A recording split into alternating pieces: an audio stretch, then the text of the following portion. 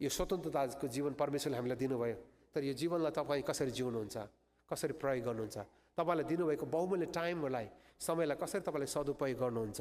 आमाहरू, कतिजना बुवाहरू, तपाईँहरूको काम छैन होला, तपाईँले मण्डलीको लागि प्रार्थना गर्नुहोस्।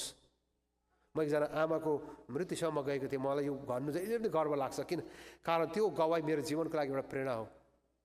अनि त्यो आमाको मृत्युसेवामा डिकनले रुँदै गवाई दिएका थिए। मेरो आमा मर्दा म रोएको थिइनँ, तर यो आमा मर्दा म आफूलाई सम्हाल्नु सकिनँ, किन यो आमा मण्डलीको लागि महत्त्वपूर्ण थिइन्। यो आमाले हरेक दिन मण्डलीको लागि 2 घन्टा प्रार्थना गर्थिन्। अनि यो आमाको अहिले मृत्यु भएको छ। कसरी प्रार्थना गर्थिन् भन्दा चाहिँ प्रत्येक त्यो मण्डलीमा 250 जति विश्वासी भयो, 250 जना विश्वासीहरू, प्रत्येक 250 जनाको नाम त्यो आमालाई थाहा थियो, किन त्यो आमाले हरेक विश्वासीको नाम काटेर बिहान प्रार्थना गर्नुहुन्थ्यो।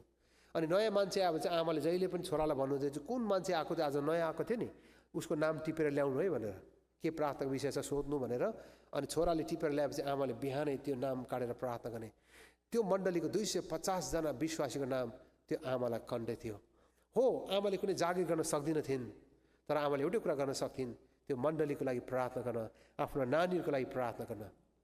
आमाहरू बुढेसकालमा के गर्ने भनेर तपाईँ चिन्तित नहुनुहोस्। तपाईँलाई परमेश्वर जो समयहरू अब बाँकी छ, प्रभुको लागि केही गर्नुहोस्, हौसला दिनुहोस्, अरूलाई भेट्नुहोस्, अरूलाई उत्साह दिनुहोस्। परमेश्वरले तपाईँलाई वचन बोल्ने, पुलपिटमा आउने सेवकाई दिनुभएको छैन होला, तर तपाईँलाई जहाँ परमेश्वरले राख्नुभएको छ त्यहीँबाट तपाईँले सेवा सुरु गर्नुहोस्।